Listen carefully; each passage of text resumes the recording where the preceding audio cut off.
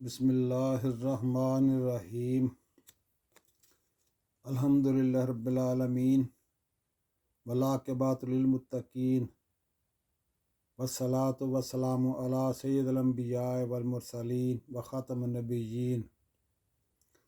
السلام علیکم ورحمۃ اللہ وبرکاتہ۔ ناظرین، میں ہوں آپ کا میزبان مقصود ساجد، اس وقت کی چند اہم خبروں کے ساتھ۔ ناظرین، پاکستان مسلم لیگ نواز اور پاکستان پیپلز پارٹی کی رابطہ کمیٹیوں کا حکومت سازی کے لیے آج ہونے والے اجلاس کو معطل کر دیا گیا ہے۔ دونوں جماعتیں اب کل سر جوڑ کر بیٹھیں گی۔ الیکشن میں دھاندلی کا معاملہ سپریم کورٹ پہنچ گیا ہے۔ 8 فروری کے انتخابات ملتوی کرنے کی درخواست کر دی گئی ہے۔ عدالت نے 19 فروری کی تاریخ سماعت کے لیے مقرر کی ہے۔ چیف جسٹس آف پاکستان کی سربراہی میں 3 رکنی بینچ اس کیس کی سماعت کرے گا۔ عدلیہ کی زیر نگرانی 30 روز میں الیکشن کروانے کی استدعا بھی کی گئی ہے اور انتخابات کے نتیجہ میں بننے والی حکومت کو روکنے کا بھی کہا گیا ہے۔ ناظرین، جو کیس دائر کیا گیا ہے اس میں یہ کہا گیا ہے کہ اب عدلیہ اپنی نگرانی میں 30 دن کے اندر نئے انتخابات کروائے اور پرانے 8 فروری کو ہونے والے الیکشن میں چونکہ دھاندلی ہوئی ہے اس لیے ان کے رزلٹ کو اور الیکشن کو کالعدم قرار دیا جائے۔ ناظرین، پیپلز پارٹی کے فیصل کریم کنڈی نے ایک نجی ٹی وی کو دیے گئے ایک بیان میں کہا ہے کہ مولانا فضل الرحمان صاحب کے بارے میں کہ وہ ایک چلا ہوا کارتوس ہے۔ مولانا فضل الرحمان سیاست میں آ نہیں رہے بلکہ سیاست سے نکلے جا رہے ہیں۔ انہوں نے مزید کہا کہ عدم اعتماد کا سب سے زیادہ فائدہ JUI نے اٹھایا ہے۔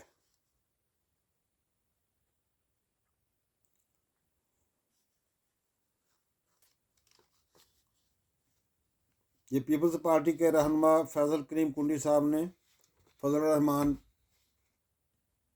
مولانا فضل الرحمان صاحب پہ الزام لگایا ہے کہ عدم اعتماد کی کامیابی کے بعد سب سے زیادہ وزارتیں JUI نے انجوائے کی ہیں، اور اس طرح انہوں نے کہا کہ ان کا اب سیاست میں کوئی مقام نہیں، یہ چلے ہوئے کارتوس ہیں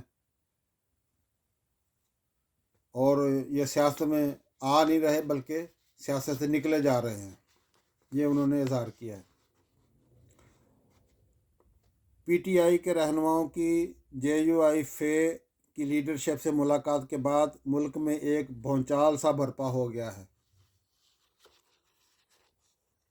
اور بڑے بڑے سیاستدان بخلاہٹ کا شکار ہیں اور کوشش کر رہے ہیں کہ کہیں PTI سچ میں مولانا صاحب سے کوئی سیاسی اتحاد نہ کر لے۔ لگ رہا ہے کہ مولانا فضل الرحمان صاحب کے سینے میں بہت سارے لوگوں کے بارے ماضی کے راز دفن ہیں۔ جو لوگ خود 14 جماعتوں سے اتحاد کر کے سابقہ حکومت میں بیٹھے تھے اور انجوائے کرتے رہے، 15-16 مہینوں تک انجوائے کرتے رہے، اب وہ کوشش میں ہیں کہ کہیں PTI کسی پارٹی سے اور خاص طور پر JUI سے اتحاد نہ کر لے۔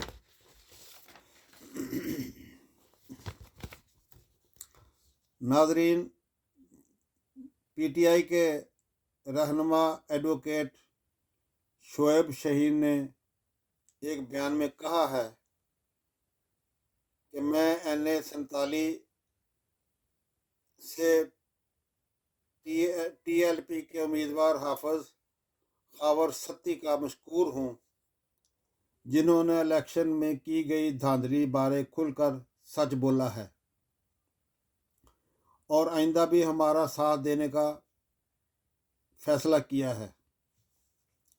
उन्होंने मज़ीद कहा कि जो फार्म 45 हमारे पास हैं वही मुस्तफ़ा नवाज़ खोखर, काशिफ गुज्जर और सबतल हसन के पास भी मौजूद हैं। एक बात वाज़ेह हो चुकी है कि हम 180 से ज़्यादा सीटें जीते हुए हैं। कौम ने हमें मुंतखब किया है और कौम के मैंडेट पर डाका डालने वाले मुजरम अयां हो चुके हैं।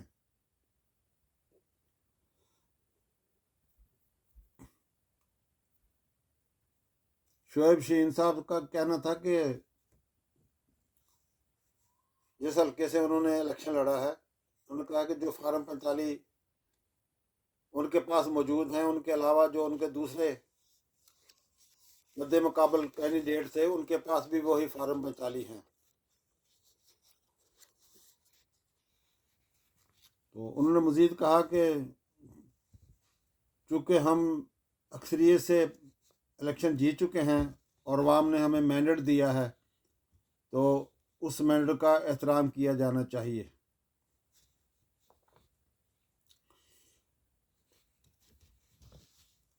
पीटीआई के रहनुमा सुलेमान अकरम राजा साहब ने आज मीडिया से बात करते हुए कहा कि ये धांधली आरोज ने की है,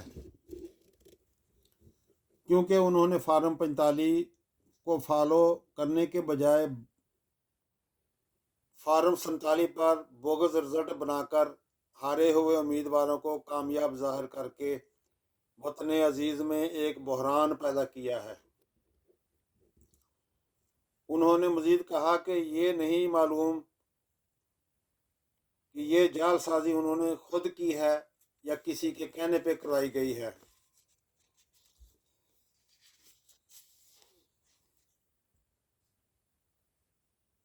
ये पीटीआई के रहनुमा सुलेमान अकरम राजा साहब जो बैरिस्टर भी हैं, उन्होंने इल्ज़ाम लगाया है कि ये धांधली जो है आरोज़ की सतह पर रिटर्निंग अफसरों के दफ्तरों में की गई है। उन्होंने जो प्रिजाइडिंग अफसरों के फार्म इशू जारी किए हुए फार्म 45 हैं उन पर गौर ही नहीं किया। अपने तय उन्होंने रिजल्ट बना के फार्म 47 पर जाली, तो जो हारे हुए लोग थे उनको कामयाब डिक्लेयर कर दिया है। उन्होंने कहा ये अब मालूम नहीं कि उन्होंने आज खुद से ये कार्रवाई डाली है या कि किसी के कहने पे किया गया है।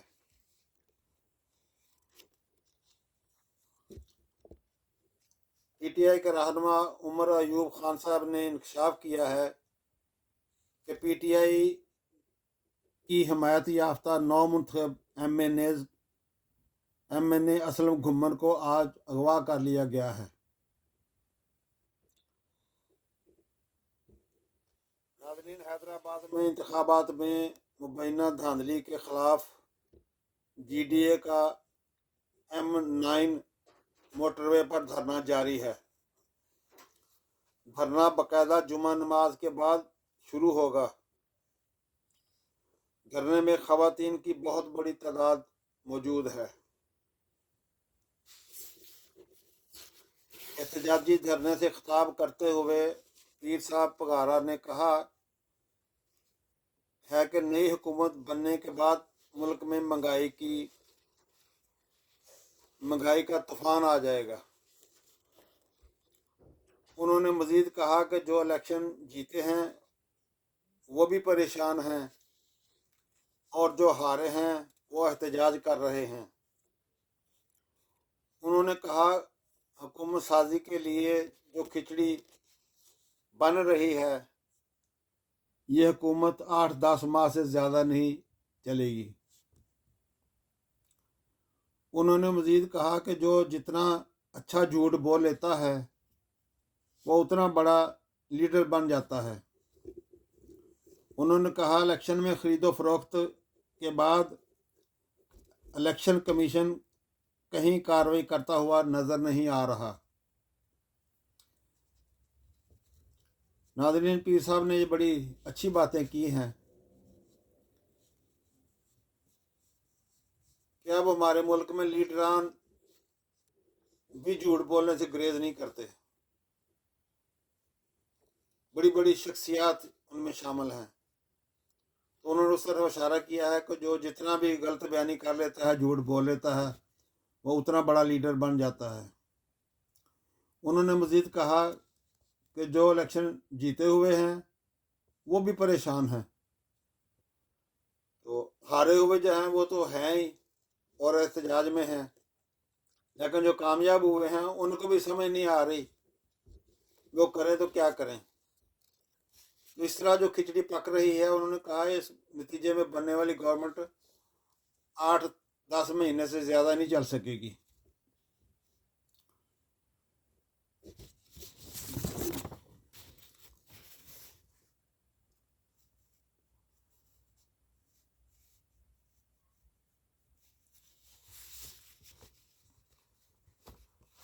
ناظرین، مبینہ طور پر وزیر اعلیٰ پنجاب نامزد ہونے سے قبل مریم نواز صاحبہ نے نوجوانوں کے لیے ایک پلان دیا ہے۔ نوجوانوں کے لیے ہینڈ ہولڈنگ اور نوکریاں پیدا کرنے کا کہا گیا ہے۔ یعنی پلان میں انہوں نے کہا ہے کہ نوجوانوں کے لیے نوکریوں کے نئے موقع پیدا کریں گے۔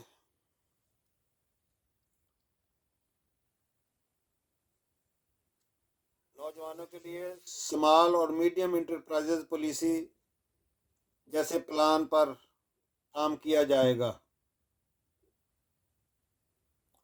لہذا پنجاب کے نوجوانوں کے لیے اب خوشخبریاں ہی خوشخبریاں ہوں گی۔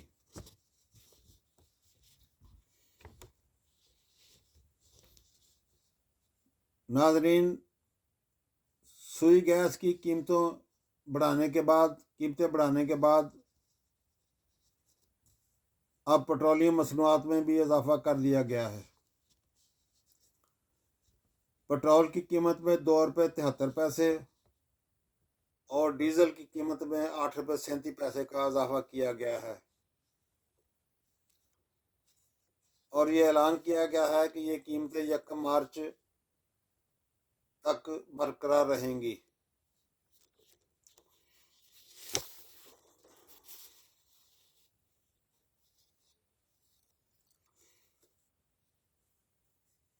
ناظرین، پنجاب میں نمونیا کی وجہ سے مزید 12 بچے انتقال کر گئے ہیں۔ اس طرح نمونیا سے انتقال کر جانے والے بچوں کی تعداد 374 ہو گئی ہے، اور 24 گھنٹوں میں 765 بچے مزید نمونیا کا شکار ہوئے ہیں۔ اسی طرح ایک اور افسوسناک خبر ہے کہ پشاور کے علاقے حیات آباد میں سلنڈر پھٹنے سے ایک مکان گر گیا ہے، جس کے ملبے تلے دب کر 3 افراد ہلاک ہوئے ہیں۔ ناظرین، اللہ تعالی ہم سب کے لیے اور وطن عزیز کے لیے آسانیاں پیدا فرمائے۔ اگر آپ کو ویڈیو پسند آئے تو اس کو سبسکرائب کر دینا، اور اپنے فیڈ سے بھی اپنے کمنٹس سے بھی فیڈ بیک سے بھی آگاہ کرنا۔ اسی کے ساتھ میں اجازت چاہوں گا۔ اللہ حافظ۔ پاکستان زندہ باد۔ پاک فوج آئند آباد۔